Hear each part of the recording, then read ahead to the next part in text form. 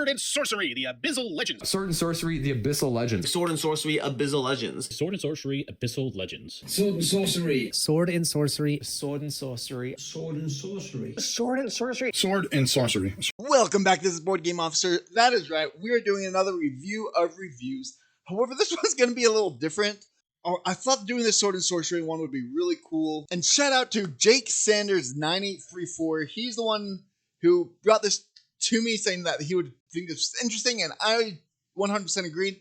However, when I got into it, sadly, there's really not a lot about the actual Sword and Sorcery Abyssal Legend. There's definitely a whole lot about Sword and Sorcery, so that's really what this is going to be. Is more about Sword and Sorcery in general, especially the Ancient Chronicles, because that's the latest one, and this is the second act of that. So I'm going to first go over what Sword and Sorcery is, kind of the reviews, the good and the bad of the actual Ancient Chronicles. That is the Act 1, because this is the expansion to that. And then I'll get into what people have at least said about this. Right? They didn't send any of the games out. No one's actually tried this. It's just what people have seen on this Kickstarter and their opinions on it. So I don't have a whole lot of information on this exactly, but if you're interested in getting into Sword and Sorcery and wondering if this is a good spot, this is the video to watch to kind of figure out what's kind of going on with Sword and Sorcery and with this expansion, what they're adding and changing, and what's kind of going on here. So let's go ahead and jump on in. So here we have Sword and Sorcery Ancient Chronicles. This came out back in 2021. This was a, I don't want to say remake. I don't know what they actually call it, but it's basically a secondary Sword and Sorcery. The first one was Immortal Souls. This one was basically like an upgrade, Immortal Souls 2.0. However, they are separate but at the same level, if that makes sense. So it's really weird. You have Sword and Sorcery Immortal Souls, and then you have its Act 1 and Act 2 and expansions. And then totally separate, you have Sword and Sorcery Ancient Chronicles with its Act 1 and Act 2 and expansions. Immortal Souls came out more like 7-ish years ago, 7 or 8 years ago. This came out, just 2 years ago. So this was kind of updated, and they improved a lot on the mechanics and what people had complained about. However, they still are intermixable. So you can play the expansions of this one with Immortal Souls. And I say that because even if you only have Immortal Souls, this Abyssal Legends, you can play if you have Act 1 Immortal Souls. This is Act 2, and you can play it even if you don't have Ancient Chronicles. So that's why I say I don't know what they call themselves. They're like sisters, I guess. Right? Because they're not totally separate games, but they're not expansions either. But they're not like one after another, because you don't have to play one before the other. They're separate, both Act 1s. I don't know. It's kind of confusing there. Ancient Chronicles is the newer one. It's much more updated than Immortal Souls.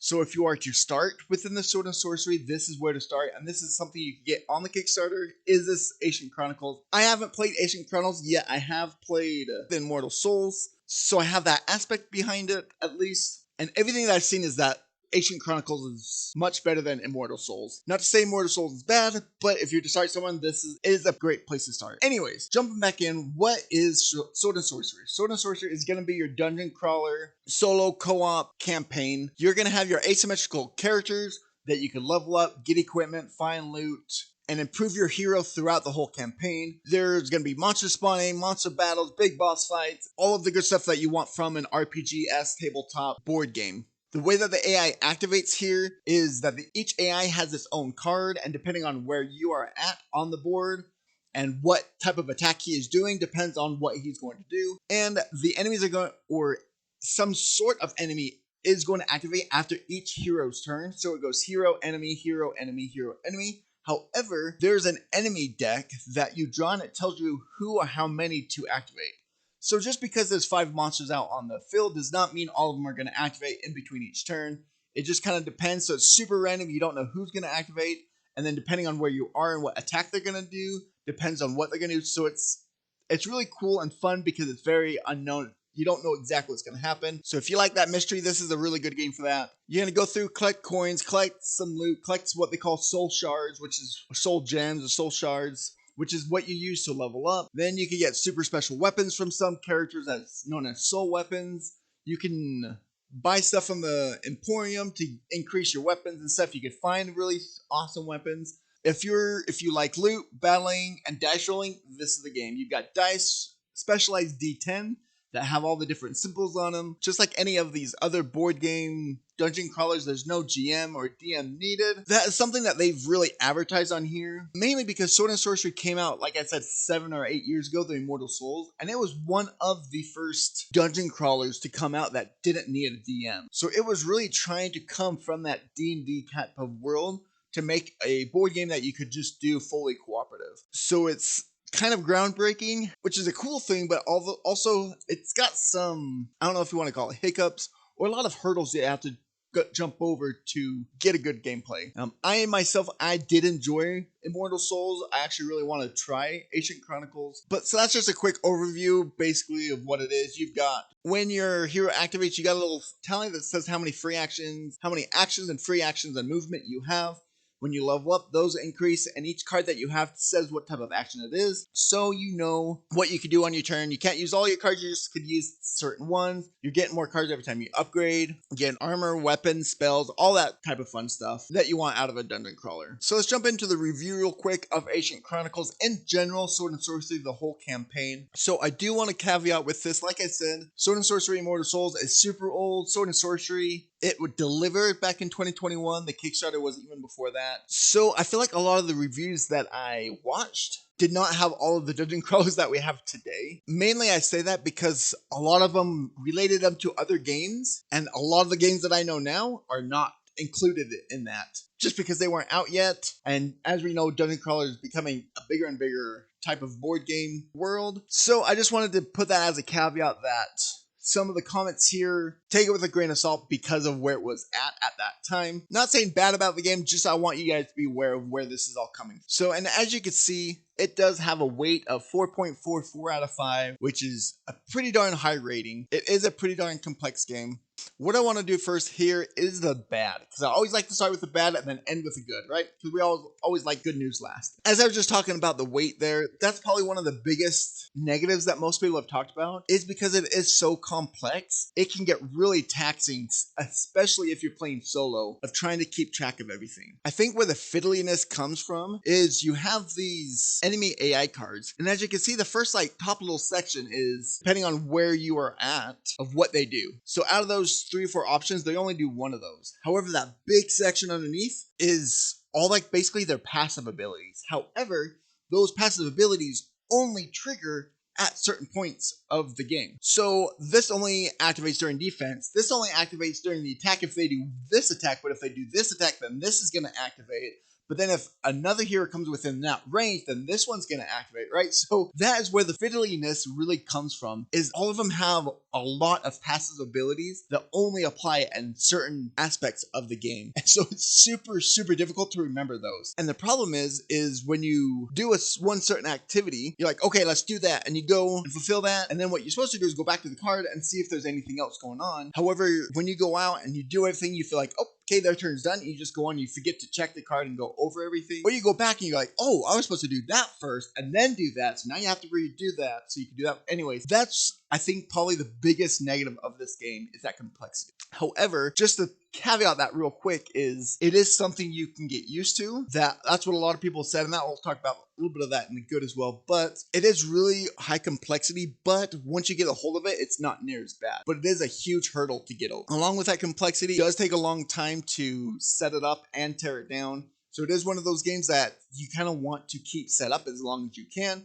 because it does take some time to put up and down. The rulebook has been noted that it's not the easiest read. I haven't read the Ancient Chronicles rulebook. I did read the Immortal Souls rulebook, and yeah, it wasn't horrible, but it also wasn't the best. So I didn't think it was too bad. You can play solo, however, the complexity is difficult, and you do have to control 2 heroes, so there's no true solo in this game. So I don't know if that's a good thing or bad thing for you, but just wanted to note that. The replayability for this game, there is some replayability because all of the different heroes, and each hero has like a good and evil side to it. So the replayability for the heroes is really, really good. Your heroes can do completely different stuff every single time, and even the different sides are going to have different upgrade abilities and stuff. So that is really awesome. The downside to the replayability is the overarching story is pretty similar. Just throughout it, you have little branches, but overall it's still pretty the same. Someone related it to like watching a movie for the second time, right? It's not the same because you know what's going to happen, but it's still enjoyable. And so because stuff can be different, it's not going to be exactly the same, but I just want to put out there that the branching story is not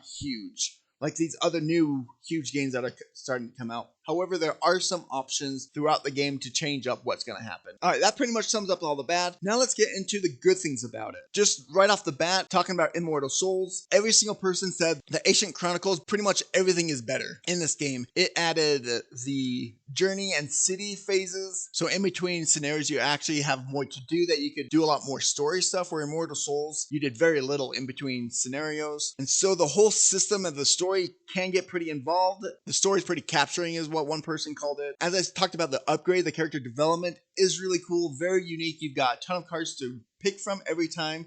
It's not just a straight linear thing. Each time you've got 4 or 5 cards you can pick from, so each playthrough you can change up of how you want to build that exact same character, so that's pretty cool. As I said, because it's such an old game, it has that old school classic feel to it. So if you enjoy that, that's a really good thing for you. Someone stated that it was intoxicatingly good, but it's an acquired taste. Kind of talking about that complexity and how once you start to get into it, then that's really when it becomes a really great game. The player count here on BGG, it says best is 3. I had one guy say the best is 2, and another guy said that you have to have at least 4 heroes. No matter how many people you're playing with, you need 4 heroes. So kind of up to you. I didn't find a real good consensus. I really enjoyed playing with 3 when I went through Immortal Souls, but I guess everyone has their own opinion on that one. Severn Gaming Network did say that this is his favorite dungeon crawler out of all dungeon crawlers. As stated before, that was about 2 or so years ago, 2 to 3 years ago. So take that into consideration when you're listening to that, which still could be his favorite, I don't know. But just so you know, the town phase that they have added really brings in a lot more to that story. Colin from the One Stop Co-op Shop, he said this was in his top 10 of dungeon crawlers for 2 years back in 2021 and 2022. The enemy AI is pretty darn complex. However, that's probably one of the best things about the game, because every time it's different. It's not just straightforward. They go do 2 damage, go on to the next version, right? A lot of stuff is happening. It's very thematic in that way, so that's pretty cool. One thing that is kind of cool, because the enemy AI system is so complex, one thing that they have worked into the rulebook is each player is in control of a certain enemy. Meaning like, okay, so if you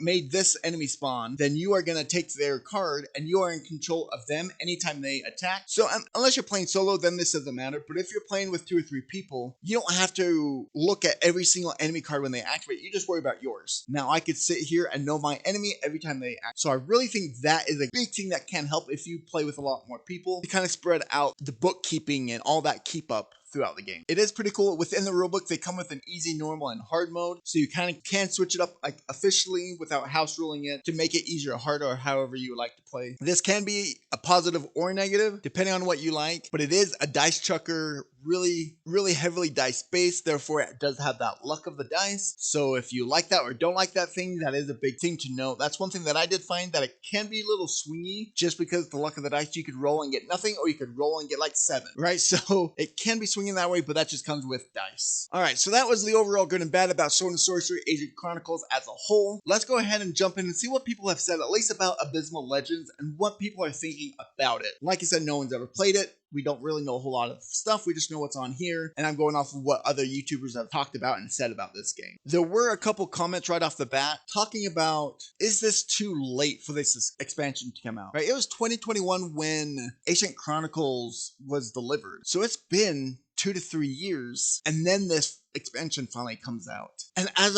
as we've already talked about, that there's been so many dungeon crawlers between that time that I feel like Sword and Sorcery has kind of become this like old game. Where is it a little bit too late for this? I mean, obviously they have done well. They got 230,000. This is only halfway through. They still have 7 days to go with a goal of 50, right? So it's not saying that they are not doing good by any means. They are doing excellent. However, a little bit later, I'll talk about the argument against that a little bit, but they have talked about that this could hit home for those players that already love Sword and Sorcery or that type of game. This is just another expansion, which does add some stuff to it, but I think it is overall a good thing. If you are already liking Sword and Sorcery, this is an instant back for sure. So let's go down through this Kickstarter real quick. We got Welcome to the disc just kind of talk about Sword and Sorcery and what this is doing. The positives for backing now. Your name will be recorded on the box of that first edition that's printed. So if you like your name on a box, you could back it. That's pretty cool. All the Kickstarter exclusive things, obviously, that's always a thing for Kickstarter. And then save time and money because you will get it first before the retailers. And then it does have this section that's kind of cool that says if you're new to Sword and Sorcery, here's a little synopsis. Here's some videos and rules and how to play. If you don't even like watching videos, here's a breakdown of what the game is about and what makes it different. You can go here and you could actually buy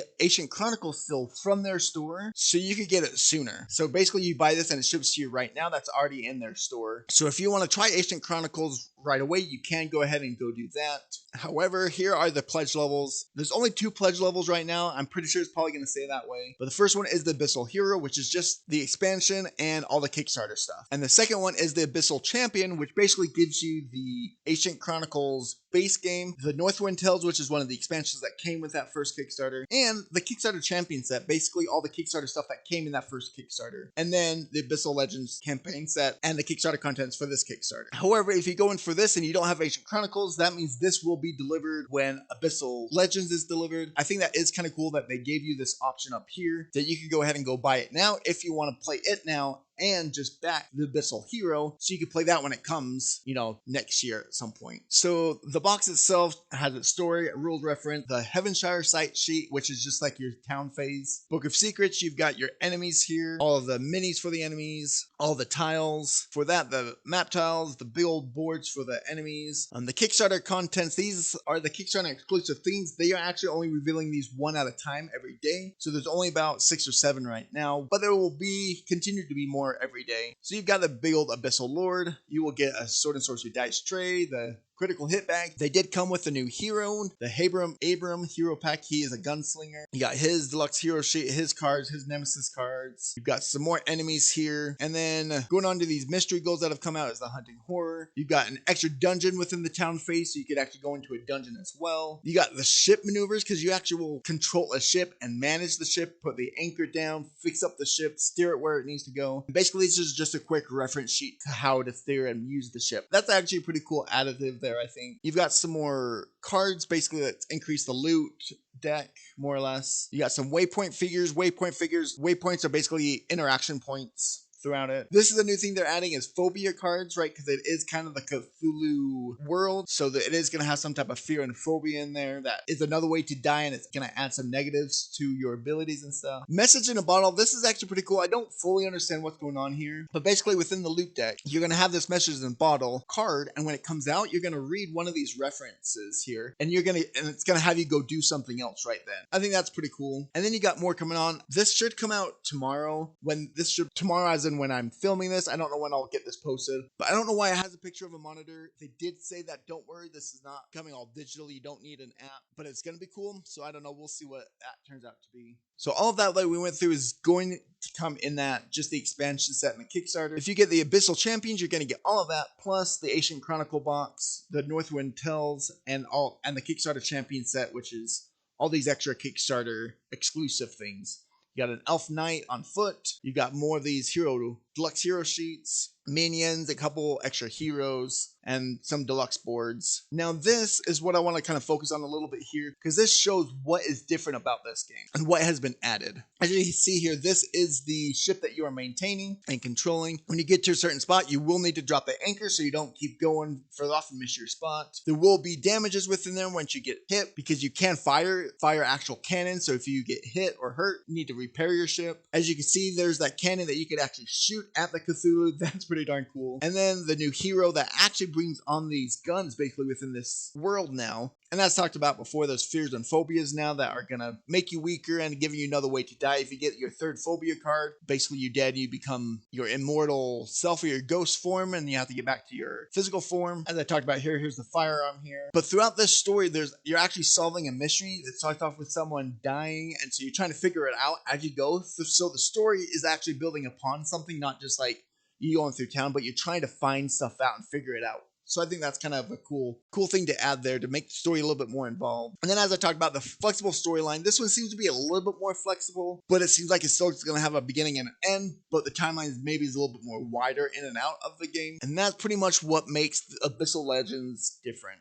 One thing I wanted to point out here is the add-ons. The add-ons are a little different. You do have to look at this. It's kind of cool how they classify these, but you have to like really understand what's going on here to understand them. Is you have the gold add-ons. Basically, anything with this gold symbol means that you need it. It's not included anywhere else. So if you want it, you need to add it on here. Silver add-ons means one copy is you're already getting one copy if you're backing anything. So if you want extra copies, it's going to be the silver. The bronze is going to be anything from the old Kickstarters, that old Kickstarter add-ons. So if you want something from a previous campaign, it's going to have that bronze symbol there. So you go through, these are gold, and that means you have to buy them here or else you're not getting them. But adding in these 3D walls, I think that's pretty cool add-on there. I think this is so handy. If you're getting in on this game, I think these are a needed back because this game is Act 2, so your characters already have to be at level 4, and they go all the way up to level 7. I just played Immortal Souls. When I got to level 4, I had so many stinking cards for each character, and I was playing 3 characters solo. I had cards splattered all over the place. Having these little slots to keep that organized would have been so handy. So if you're really getting into this game, I think this is a definite add-on right there. Then we jump up to the silver ones, meaning these are already all coming in your pledge already. So if you want more, you could always add more there. And these are add-ons from the previous campaign here. Now, shipping, they are being very touchy with the shipping aspect. As they say here, for these reasons, we are not including VAT and shipping charges as part of your pledge at this moment because they don't even want to give you too much of an estimate, but they do give you a slight estimate and then say, but these are estimates, so don't quote us on these.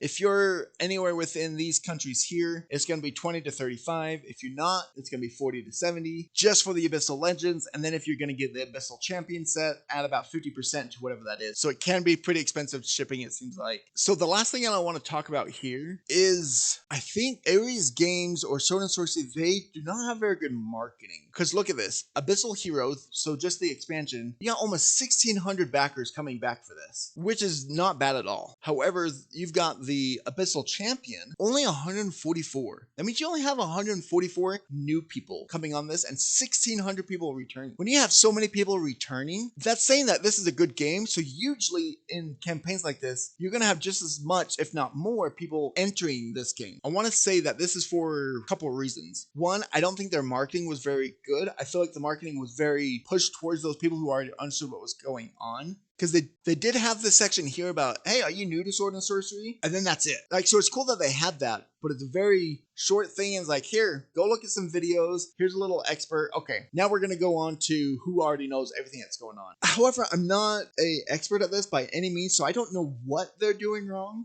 That's just my initial thought, but obviously they're not doing something right with their marketing, I feel like, because this was a huge popular game, and I feel like new people would be coming back to it. But like I said, they didn't send this out to anyone either, this expansion, so there's 0 new videos about it. So if anybody's interested, they have to go look at 2, 3, 4, 5-year-old videos to see if they want it, instead of any of these new videos about the Ancient Chronicles and the expansion to try to get new people excited about it. And that kind of makes me sad, and especially because when I first saw about Abyssal Legends coming out, I was really excited because I thought it was going to be like a whole nother Sword and Sorcery in of itself, kind of like Immortal Souls, Ancient Chronicles, and then it was going to be a third one, and just like improve upon it even more. But it was just an expansion, and so just seeing that it was expansion, my initial thing was like, oh, okay.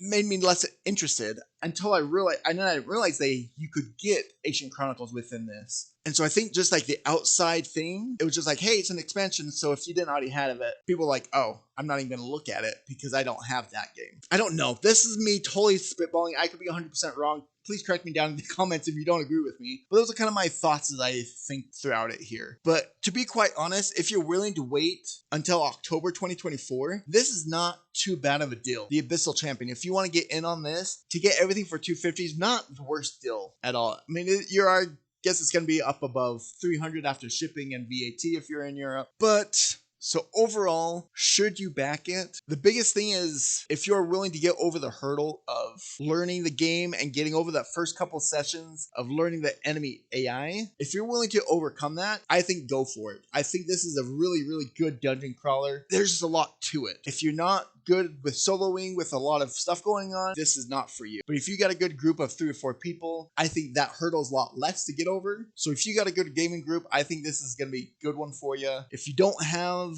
Ancient Chronicles yet, I think the Abyssal Champion's a great back. If you do already have it, I think the Abyssal is just adding more to it. So, I mean, you can see that's why there's 1,600 backers coming back to it, because just this expansion is adding some good stuff. It's just whether or not jumping into it now is the right question or not, because jumping in now means that you're playing a game that's 3-4 years old when you could be back in another game that's brand new and more exciting, right? I think it's just the hype has lost, or the hype has gone down a little bit. And so I think they're struggling because of that as well. Anyways, there you have another review of reviews. Let me know if you like these series. I'm going to try to do more because I think they're kind of fun. And it's really good, I think, to help you guys really understand what people are saying about the whole thing, so you don't have to go and watch 30 different videos to figure it all out. I'll do that for you, and I'll give you the summary here. So please stay tuned for more, and I'll see you later.